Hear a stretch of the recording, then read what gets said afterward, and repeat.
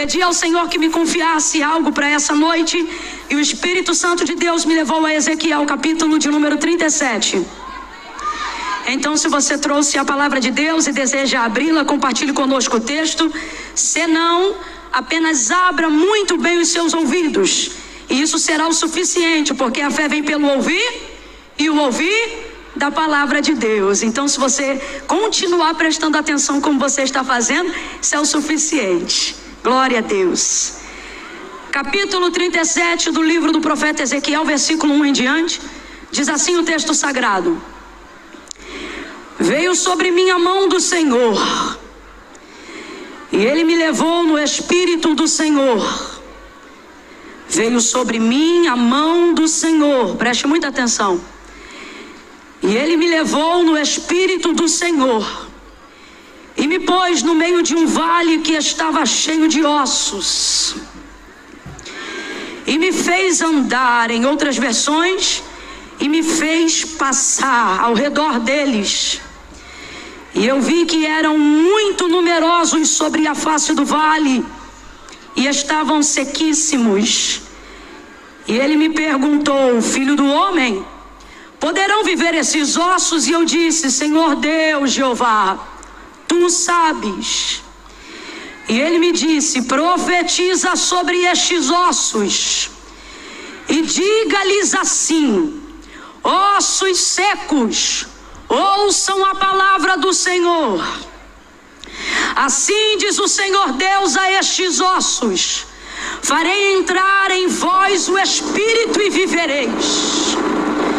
Porei nervos sobre vós e farei crescer carne sobre vós, e estenderei pele sobre vós, porei em vós o Espírito e vivereis.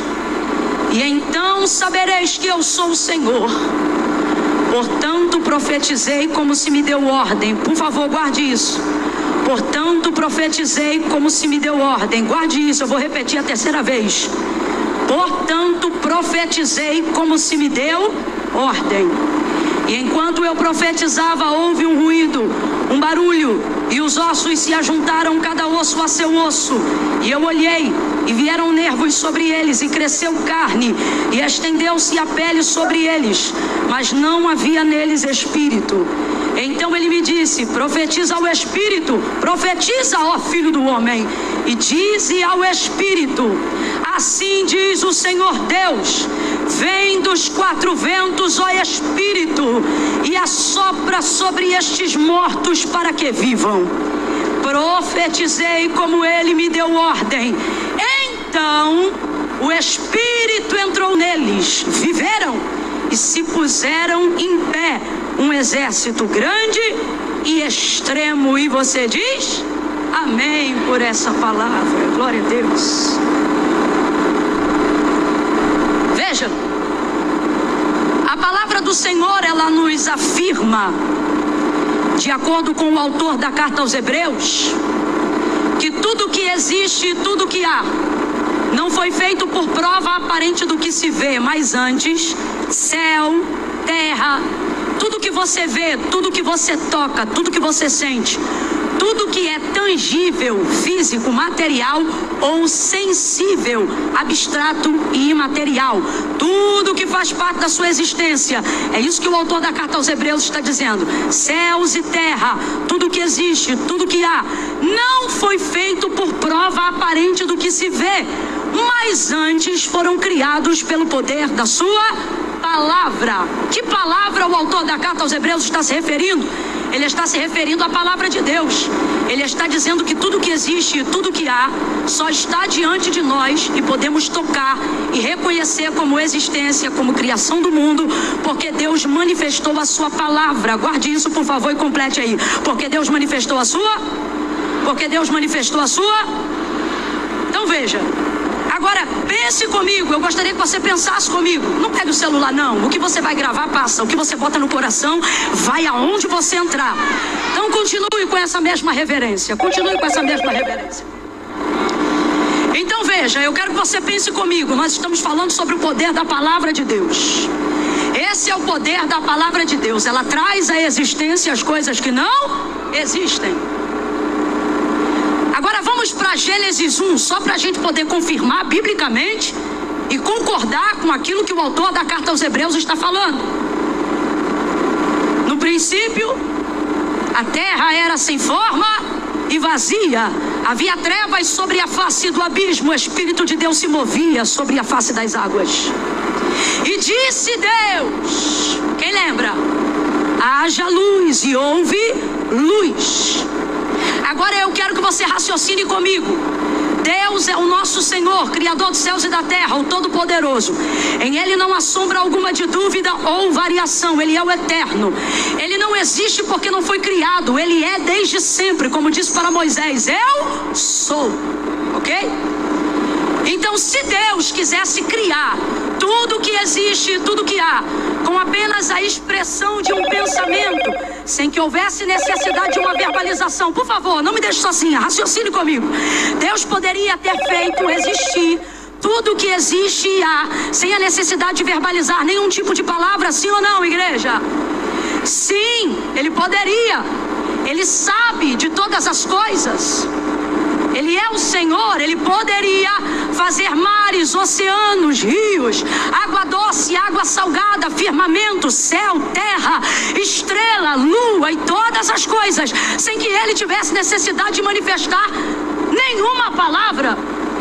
Há de pensar também que a palavra que Deus manifesta, de acordo com o relato de Moisés na criação do mundo, em Gênesis 1, relatado pelo próprio Deus, essa é a nossa fé. Amém ou não amém? Amém ou não amém? Quem Ele se refere, Ele não precisa de plateia. Aquilo que está diante de nós naquela ocasião não existia. Então Deus não precisa fazer para aparecer. Ele não precisa de autoafirmação diante de Deus, ou melhor, diante dos anjos. Ele está ali. E o texto diz que o seu espírito se move sobre a face do abismo que estava em trevas, aonde água já tinha uma partícula de existência. Então veja, Deus está presente e Ele está se movendo. Guarde isso. Deus está presente e Ele está se movendo. Deus está presente e Ele está se movendo. Deus está presente e Ele está se movendo. E se Ele está presente e Ele está se movendo, aparentemente não é necessário fala, aparentemente não é necessária a expressão de nenhuma verbalização. Deus está presente e está se movendo. Vamos falar a verdade cá para nós que somos pentecostais. Os pentecostais já vieram ou estão esperando acontecer alguma coisa para chegar aqui? Isso.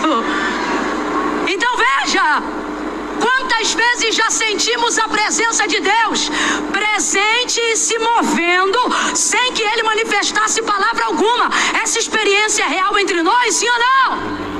Só que uma coisa é mover, outra coisa é transformação. Glória a Deus. Agora guarde isso. Deus está presente e está se movendo, mas Ele não realiza nada. Ele poderia ter feito existir tudo que existe e há, sem a necessidade de verbalizar nada. Nós estamos falando do Deus Criador, mas não é assim que Ele trabalha. Deus tem uma característica impressionante.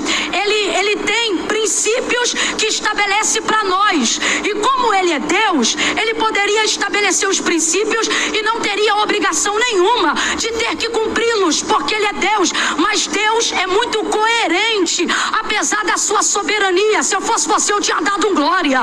O teu Deus é muito coerente, apesar da sua soberania. Camila, o que você está dizendo? Não sou eu que estou dizendo, é a compreensão bíblica que afirma no nosso entendimento. O que, Camila? Que o mesmo princípio pelo qual Deus opera em nós é o mesmo princípio pelo qual Ele se move através de nós. Que necessidade Deus tem de fazer o que fazemos, ou de dar o exemplo em fazer o que nos manda fazer, uma vez que Ele é Deus? Deus não tem essa necessidade, mas Ele é maravilhoso. Ele é um pai exemplo. Ai, eu vou falar de novo. Ele é um pai exemplo. Ele é um modelo para ser seguido. Uma das melhores maneiras de você adorar Jesus Cristo, a expressão viva do Pai, não é apenas adorando com glória e aleluia. Sabe quando Jesus mais se sente adorado por você? Não é quando você o adora, é quando você o imita. Que outro Deus você conhece com tamanho nível de coerência, cuja sua maior alegria não é expressa apenas em gritos de glória ou de aleluia, mas na capacidade daquele que diz o adorar, imitar as suas ações, obedecer os seus princípios. Então, para dar o exemplo, ele poderia ter feito numa expressão, numa respiração, num pensamento, num movimento de luz, eu sei lá, mas não, ele vai verbalizar. Agora olha que linda, Camilinha, Ezequiel 37 tem o que a ver com isso? Tudo! Larga de ser impaciente, chata. Preste atenção. Lembra que eu disse que, de acordo com o relato de Gênesis 1, ele está presente e está se movendo. Quem lembra, diga amém. Está presente e está se movendo. E o mover de Deus é bom, gente. Fala a verdade, é ou não é? É ou não é? Quem já entrou no mover de Deus aí? Quem já não se reconheceu na hora do mover e falou, meu Deus! Mover é maravilhoso, mover é experiência. Mas não é garantia de experiência transformadora, porque só tem uma coisa que transforma o homem. Conhecereis a verdade, e a verdade vos... E aonde vem a transformação? Pelo conhecimento da verdade. E o conhecimento da verdade pelo qual a palavra de Deus se refere, diz o quê? A palavra do próprio Deus. O conhecimento de Deus. Deus está presente e está se movendo, mas não está realizando nada. Só que aí o texto diz, e disse Deus. Quando ele começa a liberar a palavra. Eu estou sentindo uma graça de Deus tão grande aqui. Camila, pra que pular? Porque eu não posso voar, irmão. Porque olha, emoção não faz isso, mas é só falar da palavra de Deus que me dá vontade de sair correndo. Olha isso. Enquanto ele está presente e ele se move, ele não realiza nada, mas quando ele libera a palavra, a transformação, a criação do mundo começa a entrar em movimento. Quando ele verbaliza a sua palavra, grita aí após mim, completando, por favor. Quando ele começa a verbalizar a sua, grita, quando ele começa a verbalizar a sua, até o final da mensagem tu vai estar gritando mais alto, porque você vai entender o poder de verbalizar uma palavra. Complete aí, por favor. Quando ele verbaliza a sua palavra, aquilo que não existe começa a existir. E disse Deus, haja luz, e houve luz. A palavra começou a trazer a matéria.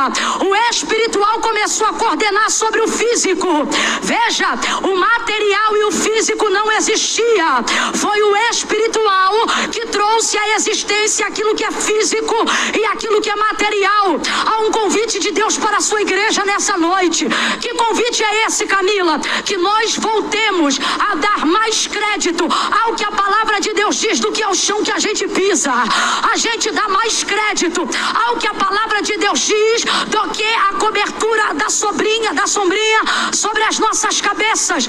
Eu quero que você faça um exercício prático aí agora. Bata seu pé com firmeza no chão e veja se ele está sólido o suficiente. Veja se está firme, vamos? Larga de ser esquisito, menino, fala. Bate aí, tá firme? Tá firme ou não tá? Tá firme ou não tá? Pois o Senhor está dizendo, mais sólido, mais seguro, mais consistente do que o chão que você pisa. É a palavra que eu liberei ao teu respeito. Céus e terra passarão, mas as minhas palavras jamais hão de passar. Mas infelizmente, com o tempo, passamos a dar menor relevância ao que é espiritual por causa de circunstâncias físicas, materiais, financeiras. A pressão que uma dívida impõe em você passou a ser mais forte do que a promessa que Deus pôs sobre você. O diagnóstico que um médico apresentou diante de você imprime maior depressão do que a alegria de uma promessa que Deus implementou em você. Camila, por que isto está acontecendo? Porque eu não creio em Deus? Não. Todos nós que estamos aqui cremos em Deus. Até Até os que dizem que estão, que não creem, que estão desviados, que estão... Irmão, você não está, rapaz. Domingo à noite, uma hora dessa, debaixo de chuva, tu é mais crente que muita gente. Tu tá aqui ouvindo palavra, não tem ninguém dando nada, distribuindo salgadinho, nem coisa nenhuma. Tá de pé e tá ouvindo palavra. Por quê? Porque você sabe de onde vem a direção que você precisa para a tua vida. E você não foi para tão longe que se esqueceu do caminho de volta. Então veja, por que que isso começou a acontecer? Por que que começamos a enfraquecer fisicamente? Porque a nossa mentalidade começou a enfraquecer cognitivamente, conscientemente. Eu não estou falando de espírito, eu estou falando de físico. Porque estamos vulneráveis, mais vulneráveis como nunca à depressão. Haja vista que agora temos mais conhecimento do que aqueles que vieram antes de nós. Por quê? Salomão vai dizer, porque aquele que aumenta em sabedoria também aumenta em tristeza, aumenta em encargo, aumenta em enfado. Ora, Camila, então conhecimento é ruim? Não, conhecimento é maravilhoso, mas letra destituída do Espírito de Deus. E Jesus disse, minhas palavras são palavras de vida, porque são palavras espirituais. Então a letra e o conhecimento humano começou a matar, a sepultar, a castigar e a enterrar o que cremos. Não, mas a prioridade daquilo que cremos. Vamos lá, vamos fazer um teste aqui agora. Quantos aqui ainda acreditam que Deus é o único Deus na sua vida? Posso ouvir um amém? Tá fraco, só quem acredita. Camila, Deus é único na minha vida. Eu não tenho outro Deus. Eu não divido com outra pessoa. Eu não tenho outra glória. Eu não tenho outra direção. Deus é o meu ar, eu reconheço. Dele é os meus dias, o meu levantar, o fôlego da minha vida, a minha direção, o dono do meu livramento, o que arrebata a minha alma, o que me tira da depressão, o que muda a minha história. Camila, eu não tenho dúvida. No dia bom Ele é o meu Deus, e no dia mau Ele é o meu Deus. Único, grita comigo e diga assim, único. Ok? Único, Deus sabe disso. Deus sabe que Ele é o único na sua vida. Só que Deus tem dito assim para mim, eu não duvido, e eu tenho visto que eu tenho sido o único já há muito tempo.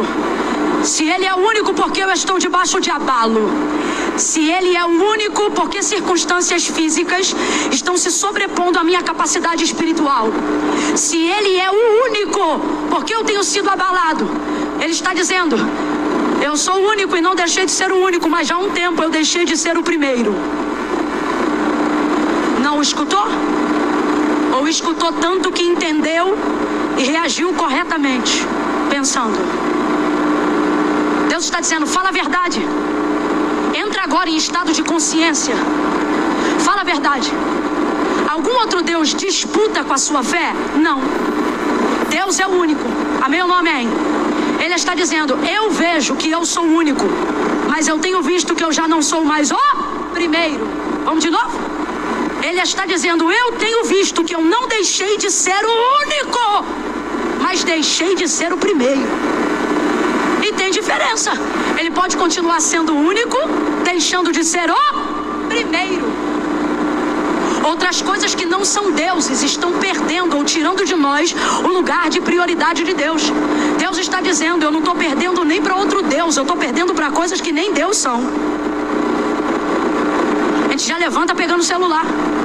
Faz o almoço primeiro, depois a gente ora. Coloca as crianças na escola primeiro, quando eu tiver um tempo eu oro. E começamos a colocar em segundo plano a nossa vida espiritual. Vamos falar a verdade, gente, eu estou falando de mim também.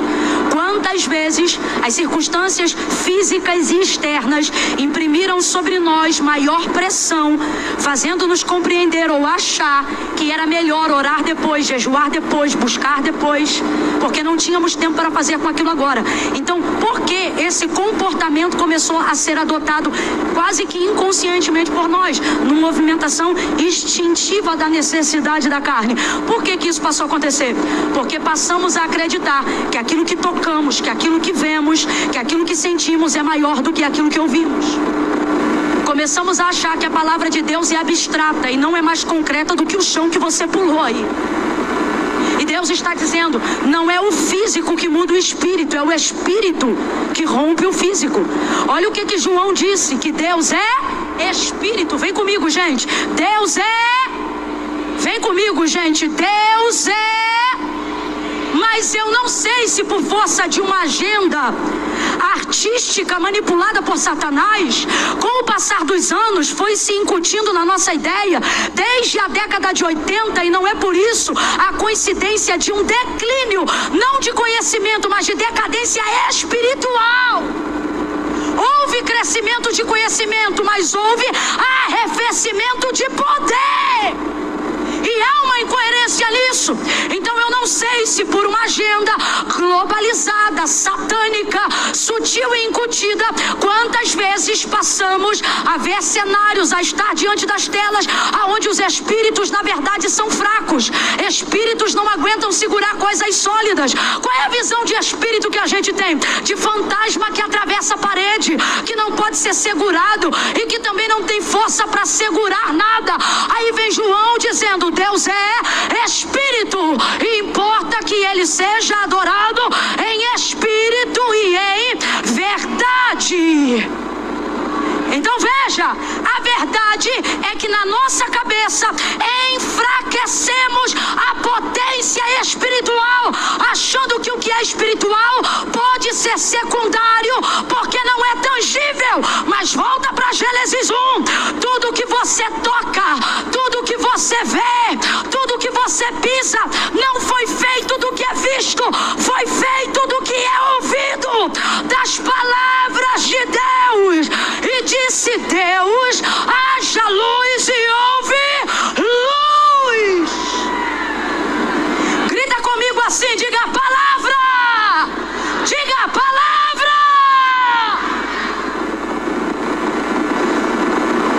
Você de um tempo pra cá faz lista para Deus material, dizendo eu preciso disso, disso, disso, disso, disso. Antigamente buscávamos ao Senhor dizendo, Senhor, nos dá uma palavra, porque aquela palavra dava direção para o ano inteiro e a gente conseguia isso, isso, isso e aquilo. Começamos a enfraquecer a potência do Espírito. Só que Deus nos trouxe nessa noite maravilhosa para nos lembrarmos que o Espírito ainda é mais forte do que a matéria. O Espírito ainda é mais consistente do que a matéria. O Espírito ainda se sobrepõe à matéria. O Espírito é quem traz a realidade à matéria. Eu não sei se você está entendendo, mas veja como são as coisas. Quando Deus visita um canceroso, não é Deus que fica com o câncer, é o canceroso que fica curado daquela enfermidade, porque é o Espírito que altera a matéria. Quando você apresenta um boleto bancário num círculo de oração pela fé, dizendo, Deus, eu tenho não sei quantas parcelas e não tenho dinheiro para pagar, não é Deus que se sente endividado, é Ele que rompe a matéria e abre o recurso para pagar o boleto em dia e você não ficar com o nome sujo. Então olhe a artimanha do maligno. Ele tem sido tendencioso a enfraquecer o nosso entendimento de potência espiritual, para que você passe a tentar corrigir as coisas do mundo físico com o mundo físico. Mas Deus nos trouxe aqui para nos lembrar, a nossa milícia não é carnal, mas ela é poderosa em Deus para a destruição de cadeados, fortalezas, tantas outras coisas que são espirituais e que estão acima daquilo que é físico. O salmista vai salmodiar e ele vai dizer assim, quem está na terra manda na terra. Vem comigo, quem está na terra manda na... Mas ele diz, quem está no céu